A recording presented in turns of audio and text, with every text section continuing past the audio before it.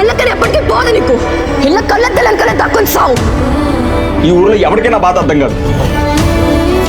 Download and subscribe to ETV Ben.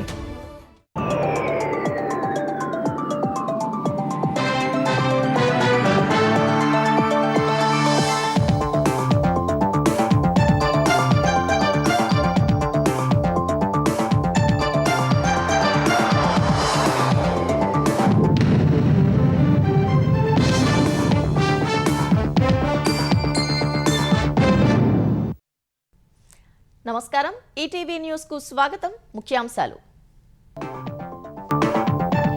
Team India చరిత్రాత్మక విజయంతో దేశమంతటా మిన్నంటిన సంబరాలు. పెద్ద ఎత్తున టపాసులు కాల్చి సందడి చేసిన అభిమానులు.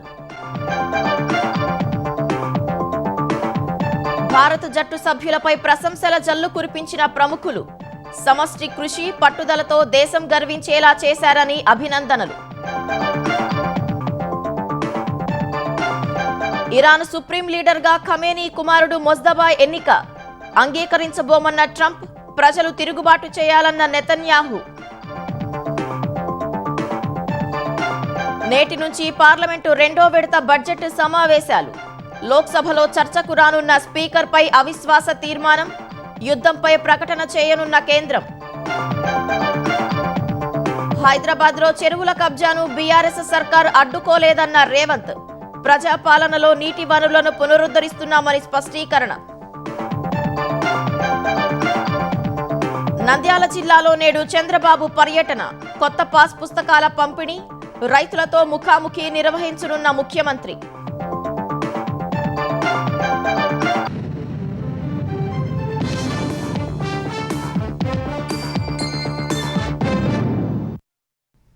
టీ20 ప్రపంచ కప్ను అందుకున్న తర్వాత టీమిండియా సభ్యులు అహ్మదాబాద్లో సందడి చేశారు. అభిమానుల సంబరాల మధ్యే ICC chairman Jay Shah, team India coach Gautam Gambhir, captain Suryakumar Yadav అహ్మదాబాద్లో ఉన్న హనుమాన్ ఆలయానికి వరల్డ్ కప్తో వెళ్లి ప్రత్యేక పూజలు చేశారు. మరోవైపు దేశవ్యాప్తంగా ఉన్న అభిమానులు రోడ్లపైకి వచ్చి వేడుకలు చేసుకున్నారు. జమ్మూ కశ్మీర్, మహారాష్ట్ర, మధ్యప్రదేశ్, గుజరాత్, రాజస్థాన్లోని ప్రధాన నగరాల్లో అభిమానులు భారీ సంఖ్యలో రోడ్లపైకి చేరి బాణాసంచా కాల్చి సందడి చేశారు. రోడ్లపై నృత్యాలు చేస్తూ పాటలు పాడుతూ సంబరాలు చేసుకున్నారు.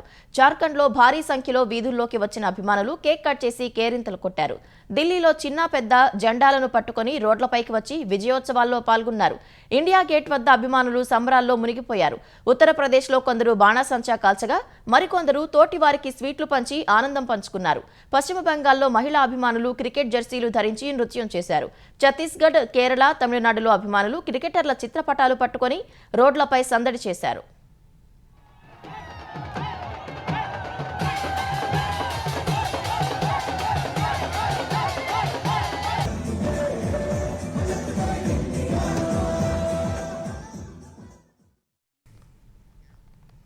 తెలుగు రాష్ట్రాల్లోనూ క్రికెట్ అభిమానుల సంబరాలు అంబరాన్నంటాయి. మ్యాచ్ ఫలితం తేలిన వెంటనే ప్రధాన నగరాల్లో అభిమానులు భారీ సంఖ్యలో రోడ్లపైకి చేరి విజయోత్సవాలు చేసుకున్నారు. బాణాసంచా కాలుస్తూ నృత్యాలు చేశారు. త్రివర్ణ పతాకాలను చేతపట్టుకుని భారతమాతకు జై అంటూ నినాదాలతో హోరెత్తించారు. టీమిండియా టీ20 ప్రపంచ కప్ నెగ్గడంతో తెలంగాణలో సంబరాలు అంబరాన్నంటాయి. హైదరాబాద్ సహా జిల్లాల్లో అభిమానులు సంబరాల్లో మునిగిపోయారు. పెద్ద ఎత్తున ట్యాంక్ బండ్, సచివాలయం పరిసరాలకు చేరుకుని త్రివర్ణ పతాకాల్ని చేతబూని బాణసంచా కాల్చారు. సికింద్రాబాద్ బోయిన్పల్లి ఫ్యాన్ పార్క్లో సందడి కనిపించింది. భారీ ఎల్ఈడీ తెరలపై మ్యాచ్ వీక్షించిన అభిమానులు భారత్ గెలవగానే ఆనందోత్సాహాలతో నృత్యాలు చేశారు. కుత్బుల్లాపూర్, కూకట్పల్లి, ప్రగతినగర్లో అభిమానులు మిఠాయిలు పంచుకుని సంబరాల్లో మునిగిపోయారు. ఖమ్మంలో యువత జాతీయ పతాకాలతో జెడ్పీ కూడలికి చేరుకుని విజయోత్సవాలు జరుపుకున్నారు. జయహో భారత్ అంటూ నినాదాలు చేశారు. మెదక్ జిల్లా తూప్రాన్లోని నర్సాపూర్ చౌరస్తాలో జాతీయ జెండాలతో ర్యాలీ చేశారు. మహబూబాబాద్, మరిపెడ బంగ్లాలోనూ క్రీడాభిమానులు సందడి చేశారు.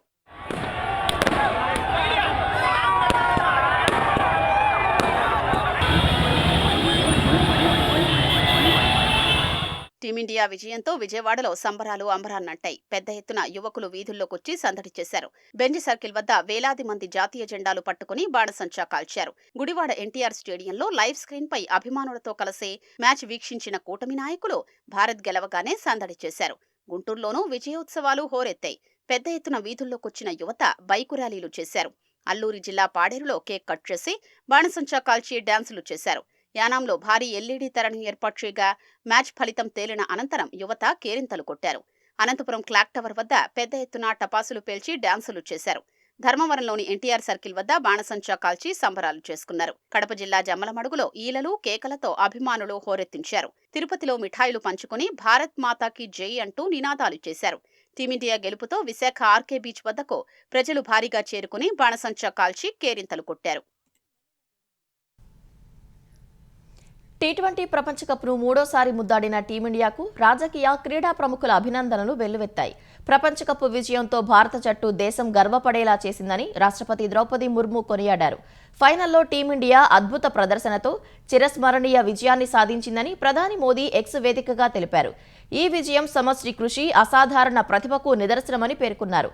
భారత జట్టు గొప్ప విజయం సాధించిందన్న కేంద్ర హోంమంత్రి అమిత్ షా ప్రతి భారతీయుడు గర్వపడేలా చేసినందుకు క్రికెటర్లకు అభినందనలు తెలిపారు. టీమిండియా కృషి మరోసారి దేశ ప్రజలను గర్వపడేలా చేసిందని రక్షణ మంత్రి రాజ్నాథ్ సింగ్ ప్రశంసించారు. టీమిండియా చరిత్రను తిరగరాసిందని పలువురు కేంద్ర మంత్రులు అభినందించారు. మరపురాని విజయాన్ని అందించిన భారత జట్టును లోక్సభలో ప్రతిపక్ష నేత రాహుల్ గాంధీ అభినందించారు. టోర్నీ అంతా అద్భుత ప్రదర్శన చేసిన సంజు శాంసన్, బూమ్రాను ప్రత్యేకంగా కొనియాడారు. గత రాత్రి 140 కోట్ల మంది భారతీయులు ఎంతో గర్వంగా ఉన్నారని ఏఐసీసీ అధ్యక్షుడు మల్లికార్జున ఖర్గే అన్నారు. వరుసగా 2 సార్లు టీ20 ప్రపంచ కప్ గెలిచి టీమిండియా చరిత్ర సృష్టించిందని క్రికెట్ దిగ్గజం సచిన్ టెండూల్కర్ ప్రశంసలు కురిపించారు. ట్రోఫీ పొందడానికి భారత జట్టుకు అన్ని అర్హతలు ఉన్నాయన్నారు.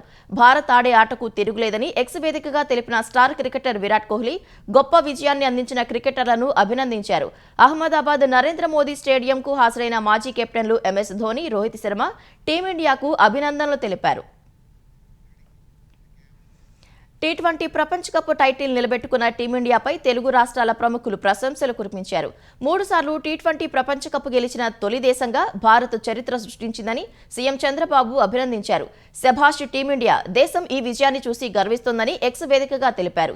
ఈ అద్భుత విజయం టీమిండియా పోరాట స్ఫూర్తి, సంకల్పాన్ని ప్రతిబింబిస్తుందని సీఎం రేవంత్ రెడ్డి కొనియాడారు.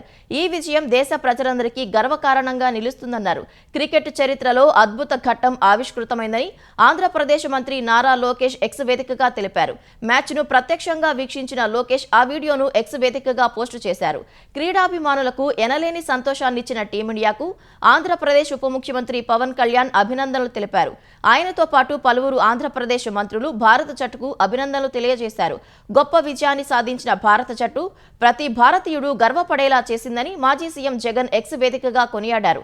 భారత్ విశ్వ విజేతగా నిలిచిన క్షణాలు ప్రతి భారతీయుడు గర్వించదగ్గవని తెలంగాణ ఉప ముఖ్యమంత్రి భట్టి విక్రమార్క తెలిపారు. ఆయనతో పాటు పలువురు తెలంగాణ మంత్రులు టీమిండియాకు అభినందనలు తెలిపారు. సమష్టి కృషితో జట్టుకు గొప్ప విజయాన్ని అందించారని మాజీ మంత్రులు కేటీఆర్, హరీష్ రావు కొనియాడారు. ఐసీసీ టీ20 పురుషుల ప్రపంచ కప్ ఫైనల్ మ్యాచ్ జియో హాట్స్టార్లో వ్యూస్ పరంగా సరికొత్త రికార్డు సృష్టించింది. భారత్ న్యూజిలాండ్ ఫైనల్ మ్యాచ్ను ఏకకాలంలో ఒకేసారి 82.1 కోట్ల మంది వీక్షించారు. ఫలితంగా గతంలో వ్యూస్ పరంగా ఉన్న అన్ని రికార్డులను ఈ మ్యాచ్ బద్దలు కొట్టింది. కివీస్ చివరి వికెట్ పడటాన్ని జియో హాట్స్టార్లో 74.5 కోట్ల మంది వీక్షించగా బహుమతి ప్రదానోత్సవం సమయానికి ఆ సంఖ్య రికార్డు స్థాయిలో 82.1 కోట్లకు చేరింది. ఇజ్రాయెల్ అమెరికాతో యుద్ధం భీకరంగా సాగుతున్న వేళ ఇరాన్ తన కొత్త సుప్రీం లీడర్ను ఎన్నుకుంది. అమెరికా హెచ్చరికలను బేఖాతరు చేస్తూ ఖమేనీ రెండో కుమారుడు ముస్తబా ఖమేనీని కొత్త నేతగా ప్రకటించింది. మరోవైపు ఇరాన్తో పాటు లెబనాన్లోని హెజ్బొల్లా స్థావరాలపై అమెరికా, ఇజ్రాయెల్ దాడులు మరింత తీవ్రమయ్యాయి. ఇరాన్లోని చమురు నిల్వ కేంద్రాలపై దాడుల కారణంగా వెలువడుతున్న పొగలు పర్యావరణానికి పెనుముప్పు అనే ఆందోళన వ్యక్తమవుతోంది. ఇరాన్పై అమెరికా, ఇజ్రాయెల్ సంయుక్త దాడులు మరింత తీవ్రమయ్యాయి. ఇజ్రాయెల్ దళాలు ఇప్పటి వరకు సుమారు 3,400 దాడులు నిర్వహించాయని ఐడిఎఫ్ ప్రతినిధి ఎఫీ డెఫ్రిన్ తెలిపారు. 150కి పైగా ఇరాన్ రక్షణ వ్యవస్థల్ని ధ్వంసం చేశాయని తెలిపారు.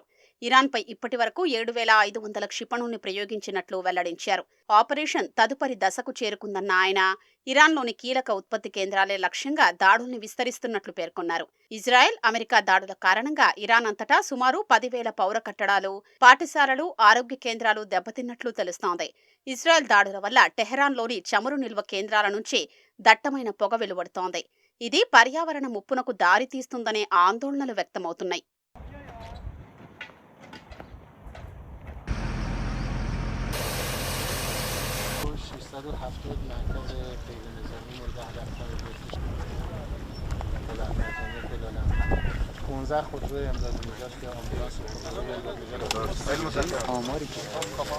లెబనాన్ రాజధాని బీరుట్లోని దహియే శివారు ప్రాంతంలో హెజ్బుల్లా ఉగ్రవాదుల ఏరివేతను ముమ్మరం చేసినట్లు ఇజ్రాయెల్ తెలిపింది. హెజ్బుల్లా ప్రధాన కార్యాలయాల్ని ధ్వంసం చేస్తున్నట్లు ఐడీఎఫ్ తెలిపింది. దక్షిణ లెబనాన్లో హెజ్బుల్లా గ్రూపును లక్ష్యంగా చేసుకుని సాగుతున్న పోరాటంలో 2 ఇజ్రాయెల్ సైనికులు మరణించారు. లెబనాన్లోని దక్షిణ నగరమైన సిడాన్లోని ఐన్ ఎల్ హిల్వే అనే అతిపెద్ద పాలస్తీనా శరణార్థి శిబిరం సమీపంలో ఇజ్రాయెల్ క్షిపణులు పడి ఒకరు మరణించారు. పలువురు పౌరులు లెబనీస్ సైనికులు గాయపడ్డారు. ఇరాన్తో జరుగుతున్న యుద్ధంలో 7వ అమెరికా సైనికుడు మరణించినట్లు యుఎస్ రక్షణ శాఖ ధృవీకరించింది. మార్చి 1న సౌదీ అరేబియాలో అమెరికా దళాలపై జరిగిన దాడిలో తీవ్రంగా గాయపడిన సైనికుడు చికిత్స పొందుతూ మరణించాడని తెలిపింది. మరోవైపు ఇరాన్ ప్రతిదాడుల్ని కూడా తీవ్రతరం చేసింది. ఆపరేషన్ ట్రూ ప్రామిస్ 4లో భాగంగా పెద్ద ఎత్తున బాలిస్టిక్ క్షిపణుల్ని ఇజ్రాయెల్, అమెరికా స్థావరాలపైకి ప్రయోగించింది. ఇరాన్ లక్ష్యాలు పౌర మౌలిక సదుపాయాల వైపు కూడా మళ్లాయి. గల్ఫ్ దేశాల తాగునీటి అవసరాలకు అత్యంత కీలకమైన డీశాలినేషన్ ప్లాంట్లపై ఇరాన్ దాడి చేసిందని బహ్రెయిన్ ఆరోపించింది. సౌదీ అరేబియాలోని ఒక నివాస ప్రాంతంలో ఇరాన్ క్షిపణిపడి ఒక భారతీయుడు సహా 2 మరణించారు. ఈ యుద్ధంలో సౌదీలో సంభవించిన మొదటి మరణాలు ఇవే కాగా 12 మంది బంగ్లాదేశీయులు గాయపడ్డారు. ఈ నేపథ్యంలో పొరుగు దేశాలపై దాడులు చేస్తూ ఇరాన్ బాధ్యతారాహిత్యమైన విధానాన్ని అవలంబిస్తోందని Arab League chief Mohammed Abdul Gheit మండిపడ్డారు. గల్ఫ్ దేశాలపై ఇప్పటికే వందలాది క్షిపణులు, డ్రోన్ దాడులు జరిగాయని తెలిపారు. పలువురు ప్రాణాలు కోల్పోయారని గుర్తు చేశారు. అటు గల్ఫ్ దేశాలపై దాడుల విషయంలో క్షమాపణలు చెప్పిన ఇరాన్ అధ్యక్షుడు మసూద్ పెజెస్కియాన్ ఆదివారం తన స్వరాన్ని మార్చారు. ఇరాన్పై ఎంత ఒత్తిడి పెరిగితే ప్రతిస్పందన కూడా అంతే బలంగా ఉంటుందని హెచ్చరించారు. పొరుగు దేశాలు అమెరికా, ఇజ్రాయెల్ దాడులకు సహకరించొద్దని కోరారు. ఇరాన్ కొత్త సుప్రీం లీడర్ ఎంపిక కొలిక్కొచ్చింది. ఇరాన్లోని 88 మంది మత గురువులతో కూడిన అసెంబ్లీ ఆఫ్ ఎక్స్పర్ట్స్ కొత్త సుప్రీం లీడర్గా ఖమేనీ కుమారుడు ముస్తబాను ఎన్నుకుంది. ఇస్లామిక్ రిపబ్లిక్లో అత్యంత రహస్య వ్యక్తిగా పేరొందిన మొజ్తబా ఖమేనీ ఇరాన్ యుద్ధ వ్యూహంలో ఇప్పుడు కీలక పాత్ర పోషించనున్నారు. శక్తివంతమైన రెవల్యూషనరీ గార్డ్స్ ఇప్పుడు ఆయన ఆదేశాల మేరకు పనిచేస్తాయి. ముస్తబా ఇప్పటి వరకు ఎన్నడూ ఎన్నికల్లో పోటీ చేయలేదు, ఏ ప్రభుత్వ పదవిని చేపట్టలేదు. 1969లో మషాద్ నగరంలో జన్మించిన ముస్తబా చిన్నతనం నుంచే తన తండ్రి షా పాలనను చూస్తూ పెరిగారు. ఇరాన్, ఇరాక్ యుద్ధంలో రెవల్యూషనరీ గార్డ్స్ తరపున పోరాడారు. 1989లో తన తండ్రి అయతుల్లా ఖమేనీ సుప్రీం లీడర్ అయిన తర్వాత ముస్తబా క్రమంగా తన పట్టును పెంచుకున్నారు. 2008 నాటి వికీలీక్స్ పత్రాలు ఆయన్ను తెరవెనుక అసలు అధికారిగా అభివర్ణించాయి. 2005, 2009 ఎన్నికల్లో అహ్మదీ నెజాద్ గెలుపులో ముస్తబా కీలక పాత్ర పోషించినట్లు తెలుస్తోంది.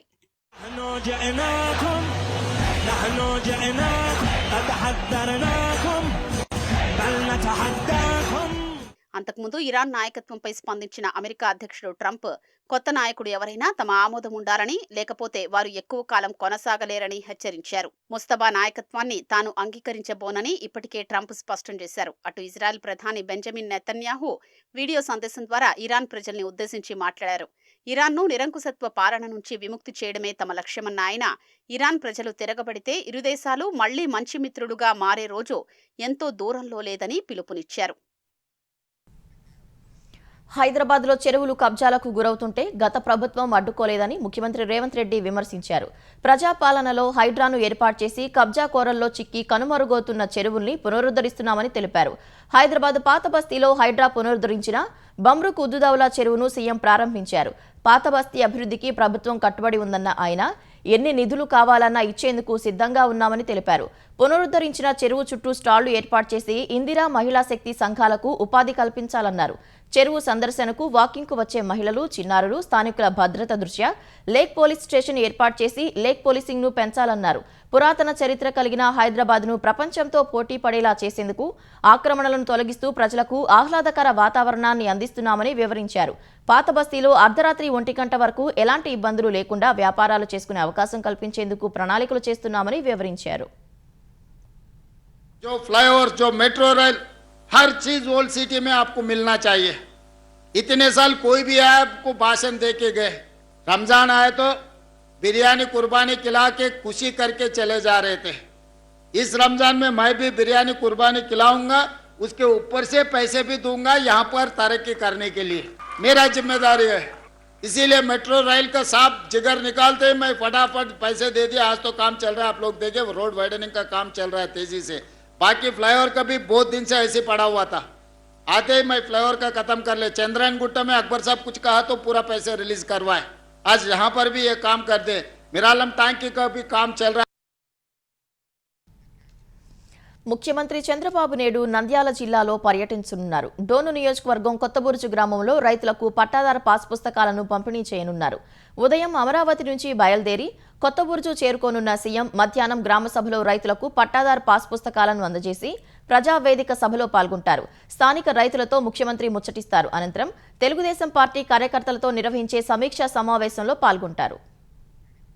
పార్లమెంటు రెండో విడత బడ్జెట్ సమావేశాలు నేటి నుంచి జరగనున్నాయి. లోక్సభ స్పీకర్ ఓం బిర్లాపై ప్రతిపక్షాలు ప్రవేశపెట్టిన అవిశ్వాస తీర్మానంపై చర్చ ఈ సెషన్లోనే జరగనుంది.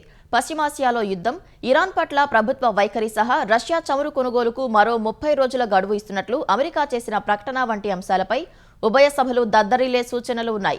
ఈ అంశంపై విదేశాంగ మంత్రి జయశంకర్ లోక్సభలో ప్రకటన చేయనున్నారు. ప్రత్యేక ఓటరు జాబితా సవరణ తర్వాత పశ్చిమ బెంగాల్లో 60 లక్షల మంది పేర్ల తొలగింపు అంశం కూడా ఈ సమావేశాలను కుదిపేసే అవకాశం ఉంది. విద్యుత్ సవరణ బిల్ సహా మొదటి సెషన్లోని పెండింగ్ బిల్లులను ఈ సమావేశాల్లో ఆమోదించే అవకాశం ఉంది. లోక్సభలో ఇవాళ స్పీకర్కు వ్యతిరేకంగా ప్రతిపక్షాలు ప్రవేశపెట్టిన అవిశ్వాస తీర్మానంపై చర్చ జరగనుంది. ఈ మేరకు బీజేపీ, కాంగ్రెస్ తమ ఎంపీలకు విప్ జారీ చేశాయి. లోక్సభలో ప్రభుత్వానికి తగినంత బలం ఉన్నందున స్పీకర్పై ప్రవేశపెట్టిన అవిశ్వాస తీర్మానం వీగిపోయే అవకాశం ఉంది. గతంలో 3 స్పీకర్లు జీవీ మావలంకర్, హుకుం సింగ్, బలరాం జాకర్లు అవిశ్వాస తీర్మానం ఎదుర్కొన్నప్పటికీ అవి వీగిపోయాయి. మద్యం కుంభకోణం కుట్రలో కీలక పాత్ర పోషించిన ఏపీ ఎస్బీసీఎల్ మాజీ ఎండీ దొంతిరెడ్డి వాసుదేవరెడ్డి, ఆయన భార్య, బంధువుల పేరిట 95.8 కోట్ల విలువైన ఆస్తులు కూడబెట్టినట్లు ఈడీ ప్రాథమికంగా నిగ్గు తేల్చింది. కుంభకోణం కేసులో నిందితులకు చెందిన 461.33 కోట్లు విలువైన ఆస్తులను ఇటీవల జప్తు చేసిన ఈడీ అందులో 95.80 కోట్ల విలువైన స్థిరాస్తులు వాసుదేవరెడ్డి సంబంధీకులవేనని గుర్తించింది. మద్యం కుంభకోణంలో వచ్చిన లంచాల్లో కొంత భాగం ఆయనకు చేరిందని దర్యాప్తులో తేలింది. B9 బెవరేజెస్ లిమిటెడ్కు 2019 నవంబర్, డిసెంబర్, 2020 జనవరి నెలల్లో ఏపీ ఎస్బీసీఎల్ మద్యం సరఫరా ఆర్డర్లే ఇవ్వలేదు. బీబీఎల్ క్లస్టర్ మేనేజర్ మహేష్ రెడ్డిని వాసుదేవరెడ్డి పిలిపించి మద్యం సరఫరా ఆర్డర్లు కావాలంటే తనకు ఒక్కో కేసుకు 65 నుంచి 78 రూపాయల చొప్పున లంచం ఇవ్వాలని డిమాండ్ చేశారని ఈడీ గుర్తించింది. ఈ మేరకు వాసుదేవరెడ్డి బావమర్ది మారెళ్ల విజయ నరసింహారెడ్డి నిర్వహణలోని పలు సంస్థలతో బీబీఎల్ మార్కెటింగ్, అడ్వర్టైజ్మెంట్ ఒప్పందం చేసుకుంది. ఆ సంస్థల ద్వారా ఎలాంటి సేవలు పొందకుండానే పొందినట్లుగా చూపి వాసుదేవరెడ్డికి లంచంగా చెల్లించాల్సిన సొమ్మును బీబీఎల్ ఆయా సంస్థల ఖాతాల్లో జమ చేసినట్లు ఈడీ గుర్తించింది. పెరల్ డిస్టిలరీ ప్రైవేట్ లిమిటెడ్ నుంచి వాసుదేవరెడ్డి 20 కోట్ల లంచం నేరుగా తీసుకున్నారని తెలిపింది. బహుళాంచెల్లో అవన్నీ వాసుదేవరెడ్డి భార్య, బంధువుల పేరిట ఆస్తులుగా మారినట్లు సిట్ దర్యాప్తులోనూ తేలింది. పూణే నుంచి తిరుమల దేవస్థానానికి నెయ్యి తీసుకెళ్తున్న ట్యాంకర్ కడప జిల్లా కొండాపురం మండలం చిత్రావతి వంతెన సమీపంలో బోల్తా పడింది. ట్యాంకర్ నుంచి నెయ్యి నేలపాలు కావడంతో స్థానికులు నెయ్యి తీసుకెళ్లేందుకు ఎగబడ్డారు. పెద్ద సంఖ్యలో బిందెలు, బకెట్లతో ఇళ్లకు తీసుకెళ్లారు. పోలీసులు ఘటనా స్థలానికి చేరుకుని నెయ్యి తీసుకెళ్లకుండా నియంత్రించారు. 21,000 లీటర్లతో పూణే నుంచి ట్యాంకర్ బయలుదేరగా చివరకు 500 లీటర్ల నెయ్యి మాత్రమే మిగిలిందని పోలీసులు తెలిపారు. ట్యాంకర్ బోల్తా పడిన ఘటనలో డ్రైవర్, క్లీనర్కు స్వల్ప గాయాలయ్యాయి.